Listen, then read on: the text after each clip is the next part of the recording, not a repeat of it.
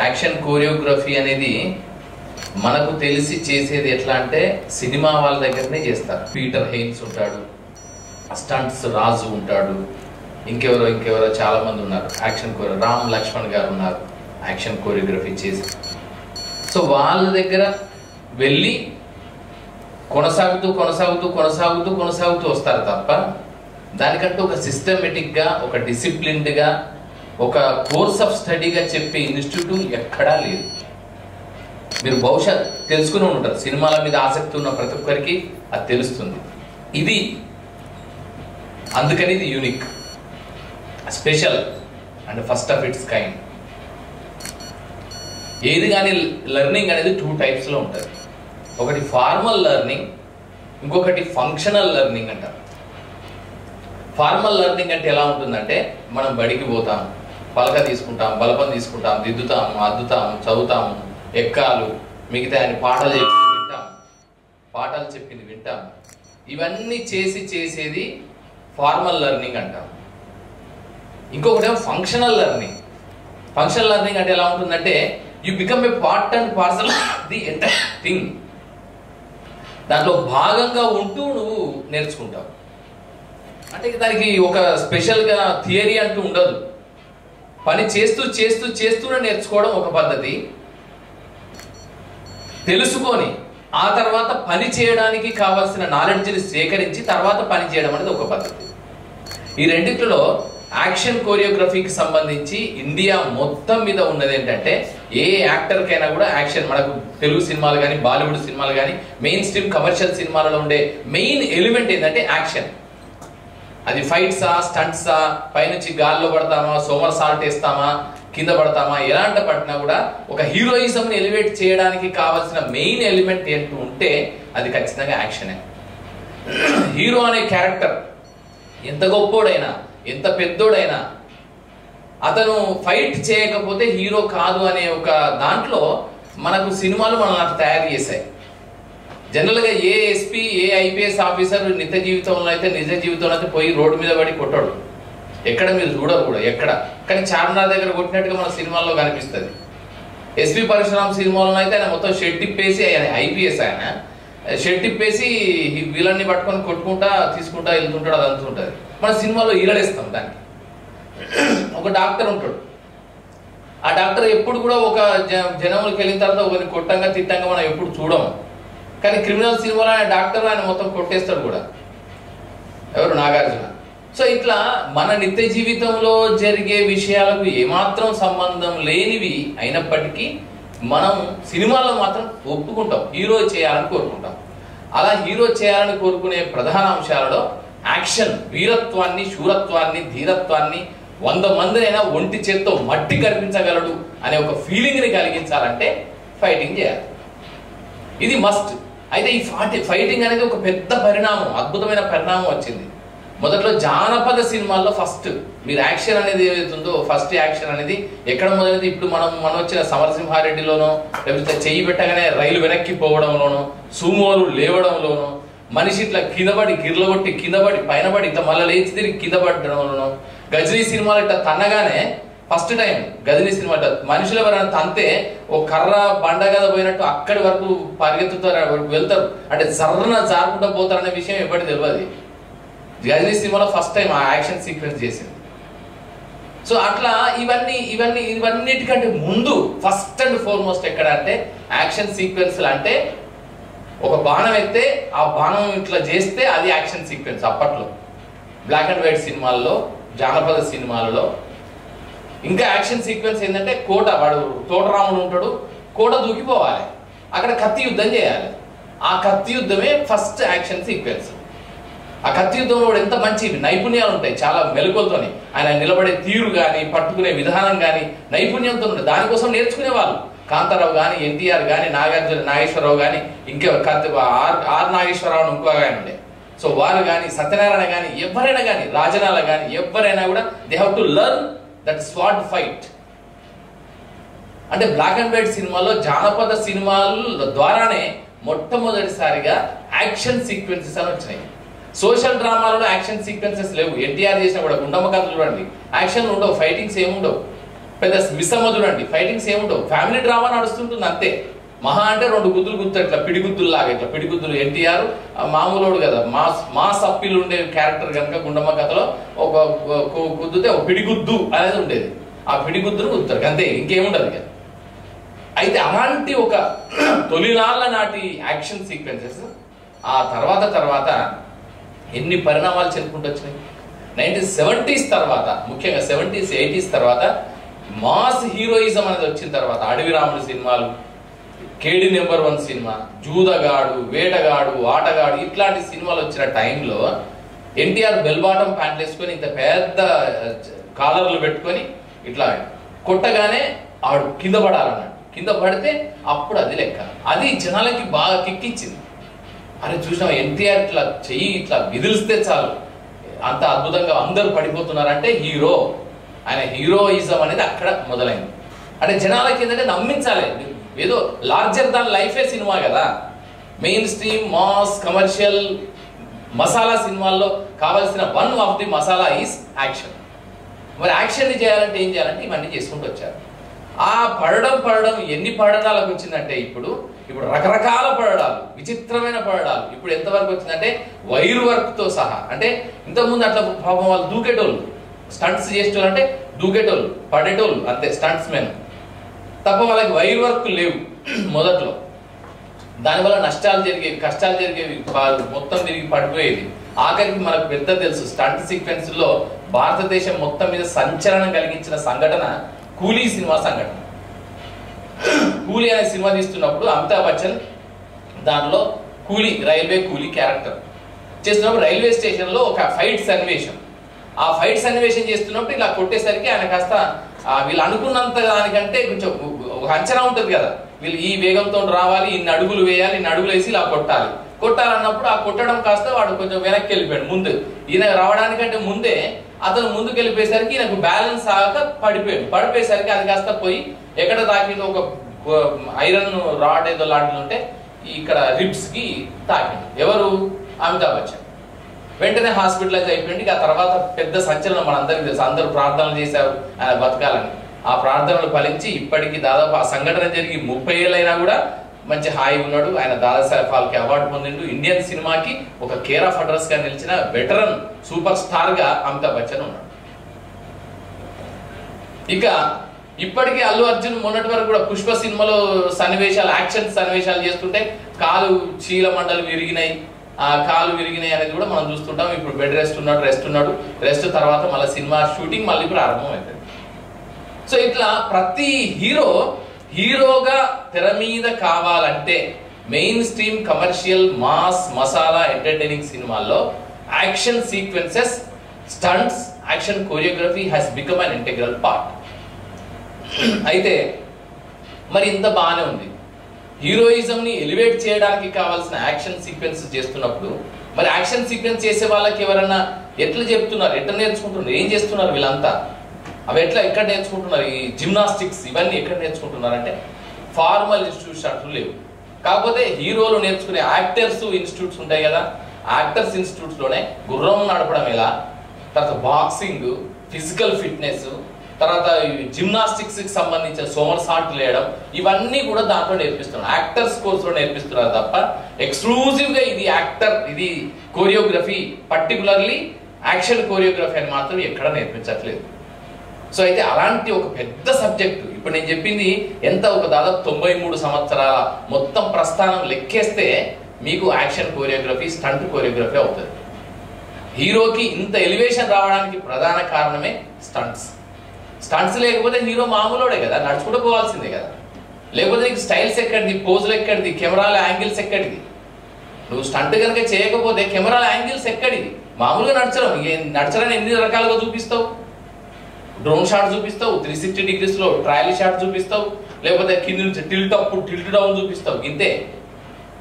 అలాంటిది action sequence ఉందనుకో, హీరోని ఎన్ని రకాలుగా చూపించవచ్చు, ఇట్లా కంటి నుంచి చూపించవచ్చు, ఈ చెయ్యి నుంచి చూపించవచ్చు, ఇట్లా అన్నప్పుడు చూపించవచ్చు, ఇట్లా స్లో మోషన్ లో చూపించవచ్చు, అది 500 అపర్చర్ స్పీడ్ లో వచ్చే మోషన్ ని చూపించవచ్చు, ఎన్ని రకాలుగా హీరోని ఎన్ని రకాలుగా ఒక వైభవంగా చూపించాలంటే ఖచ్చితంగా కావాల్సింది 100% యాక్షన్ సీక్వెన్సెస్. అలాంటి ఒక యాక్షన్ సీక్వెన్సెస్ని ఈరోజు మనం మన department of language and culture government of Telangana ద్వారా పైడి చేరాలి ప్రివ్యూ థియేటర్లో 2 రకాలుగా 2 రోజుల పాటు నిర్వహించబోతున్నాం. ఒకటేమో మనకి థియరీ, ఇవాళంతా థియరీ చెప్తారు, అంటే ఎలా ఉంటుంది ఏంటిది, దానిలో మైనస్ ఏంటిది, దానిలో ఉండే న్యూయాన్సెస్ ఏంటి, సటిలిటీస్ ఏంటి, దానికి ఫిజికల్ ఫిట్నెస్ ఎంతవరకు అవసరం, అసలు సినిమాలో యాక్షన్ సీక్వెన్సెస్ అవసరమా లేదా, అయితే ఎట్లా చేయాలి, ఏం సంగతి చెప్తారు. రేపేమో లలిత కళా తోరణంలో ఫిజికల్ గా మీకు ఎట్లా ఉంటుంది, ఆ మూమెంట్స్ ఎలా ఉంటాయి అవన్నీ చెప్తారు. అలవైకుంఠపురంలో ఆ సినిమాలో లాస్ట్ కు సిత్తరాల సిరపడు అనే పాటతో, ఆ పాట ప్లస్ యాక్షన్ అంటే ఫైట్ సీక్వెన్స్ 2 సమానంగా వెళ్ళడం అనేది ఒక కొత్త ప్రయోగం. అది అద్భుతమైన ప్రయోగం. అది జనాలందరికీ కూడా చాలా నచ్చింది. స్టైలిష్ గా ఉంది. స్టైలిష్ స్టార్ అల్లు అర్జున్ అన్న మాటకు 100% అది తగినట్టుగా ఉంది. అంటే ఇట్లా ఎప్పటికప్పుడు యాక్షన్ కోరియోగ్రాఫర్ కూడా, స్టంట్ కోరియోగ్రాఫర్ కూడా ఎప్పటికప్పుడు ఒక డైరెక్టర్ లాగానే ఆలోచించాలి. ఒక డైరెక్టర్ లాగానే ఆలోచిస్తూ ఆ సీక్వెన్స్ ని డిజైన్ చేసుకోవాలి. రామ్ లక్ష్మణ్ కావచ్చు, లేదంటే పీటర్ హెయిన్స్ కావచ్చు, ఇంకెవరైనా ఎనీబడి. సో అయితే యాక్షన్ కోరియోగ్రఫీ అనేది ఎన్ని రకాలుగా ఉంటుంది అంటే, ఫస్ట్ మ్యాన్ టు మ్యాన్ అనేది ఒకటి ఉంటుంది. ఒక మనిషి మరొక మనిషితో మధ్య జరిగేది యాక్షన్ కోరియోగ్రఫీ. వాళ్ళిద్దరి మధ్య ముష్టిఘాతాల బాక్సింగ్ స్టైల్ అనుకో, రింగ్ లో జరిగేది ఒక పద్ధతి, బయట రోడ్డు మీద జరిగేది ఒక పద్ధతి, లేదా ట్రైన్ లో జరిగే సీక్వెన్స్ ఒక పద్ధతి. అంటే ఎక్కడ ఆ లొకేషన్ ని బట్టి యాక్షన్ కోరియోగ్రఫీ చేయాల్సి ఉంటుంది. లేదా స్పైడర్ మ్యాన్ లాంటి అనుకోండి, అది సైన్స్ ఫిక్షన్ సూపర్ మ్యాన్ కేటగిరీకి సంబంధించి వాడు గోడని ఈ గోడ మీద ఆ గోడ మీద ఆటేసి ఇంకొక దాన్ని పట్టుకుని వెళ్ళిపోతాడు. క్రిష్ స్టైల్ మళ్ళీ వేరే. క్రిష్ సినిమాలు, స్పైడర్ మ్యాన్ సినిమాలు, మార్వెల్ సినిమాలు ఉన్నాయి కదా, ఇవన్నీ ఐరన్ మ్యాన్, ఇవన్నీ వచ్చే సినిమాలు, వీటి కోరియోగ్రఫీ మళ్ళీ వేరే, ఇవన్నీ డిఫరెంట్. సో ఈ కోరియోగ్రఫీ చేస్తున్నప్పుడు, పర్టికులర్ యాక్షన్ కోరియోగ్రఫీ తీస్తున్నప్పుడు ప్రేక్షకులకి ఇది నిజమేమో అనే అనుభూతిని, భ్రమను మాత్రం కలిగించగలగాలి. అది చేయాలంటే ఆ కెమెరా యాంగిల్స్ కూడా తెలియాలి. యాక్షన్ కోరియోగ్రాఫర్ తెలియాల్సింది కేవలం ఉత్తగా ఫైట్ చేస్తే కాదు, మూమెంట్ కనిపించాలి, ఎమోషన్స్ కనిపించాలి, వాళ్ళ మొహంలో ఆ క్రౌర్యము, ఆ కోపము అవన్నీ కనిపించాలి. Plus at the same time వాడు అందంగా కూడా కనపడాలి కదా, ఆ కొట్టుతున్నప్పుడు కూడా స్టైలిష్ గా కనపడాలి. ఆ స్టైలిష్ గా కనపడాలంటే కెమెరా యాంగిల్ ఎక్కడ పెట్టుకోవాలి, కెమెరా యాంగిల్ ఎక్కడ పెట్టుకుంటే హీరో బాగా ఆ ఫైటింగ్ సీక్వెన్స్ లో బాగా కనబడతాడు. సో ఈ నాలెడ్జ్ కూడా ఉండాలి. ఉత్తగానే మనం ఏదో కొట్టుడంటే సరిపోదు. మనం ఏదో కొట్టుకున్నట్టు, ఊళ్ళలో కొట్టుకున్నట్టు, మనం కొట్టుకున్నట్టు, క్యాంపస్ లో కొట్టుకుంటే కుదరదు దానికి. సో దానికి కెమెరాలు, యాంగిల్స్, లైటింగ్, తర్వాత లొకేషన్, ఆ లొకేషన్ లో ఉండే ప్రాపర్టీస్ ఏమున్నాయి, ఆ ప్రాపర్టీస్ ని బట్టి యాక్షన్ సీక్వెన్స్ ని డిజైన్ చేయాలి. సో ఇలా ఇది చాలా complicated subject and more over చాలా ఖర్చుతో కూడిన సబ్జెక్ట్ అండ్ ప్రాణాలతో కూడిన, ప్రాణాలను పణంగా పెట్టే సబ్జెక్ట్ ఇది. అలాంటి దాన్ని ఎంత నైపుణ్యంగా నేర్చుకోవాలి. ఇక అయితే దీంట్లో మెయిన్ గా కేటగిరీస్ ఏం కనిపిస్తాయి అంటే, మనకు man to man action sequences ఉంటాయి, man to object action sequences ఉంటాయి. ఇప్పుడు ఫర్ ఇన్స్టాన్స్ అక్కడ ఏదో సన్నివేశం, పబ్లో సన్నివేశం యాక్షన్ కావాలి, ఫైట్ సీక్వెన్స్. అప్పుడు ఏం చేస్తాం, ఆ పబ్లో వాడు ఒక బీరో తాగుతుంటాడు, టక్కున బీరు తీసి తల మీద కొట్టేస్తాడు. అది యాక్షన్ సీక్వెన్సే, యాక్షన్ కోరియోగ్రఫీనే. కానీ అక్కడ ఏంటి, మరి ఆయనకు నిజంగా తాగొద్దు, అది చూస్తే బాటిల్ లాగా ఉండాలి, అది జరగద్దు. అంటే ఫేక్ బాటిల్స్ మనకు దొరుకుతాయి, art production designer, art director మనకి ఇస్తాడు. సో వాటిని కూడా కొట్టడంలో పొరపాటున మన టైం బాగాలేకపోతే అదైనా ఏదో తల ఇబ్బంది కలిగే అవకాశం ఉంటుంది. అంటే వాళ్ళకి ఎవ్వరికి ఇబ్బంది కలగకుండా ఆ సీక్వెన్స్ ఆ ఫెరోషియస్ గా రావాలి, అగ్రెసివ్ గా ఉండాలి, ప్లస్ ఎఫెక్టివ్ గా ఉండాలి, ఎవరికే ఇబ్బంది కావాలి. అంటే యాక్షన్ కొరియోగ్రాఫర్ కి ఎంత కష్టమైన విషయం అది, చాలా కష్టం. ఇటీవల కాలంలో యాక్షన్ కొరియోగ్రఫీని ఒక లెవెల్ కి తీసుకెళ్ళినాడు ఒక హీరో ఉన్నాడు. ఆ హీరో ఎవరంటే విద్యుత్ జంవాల్.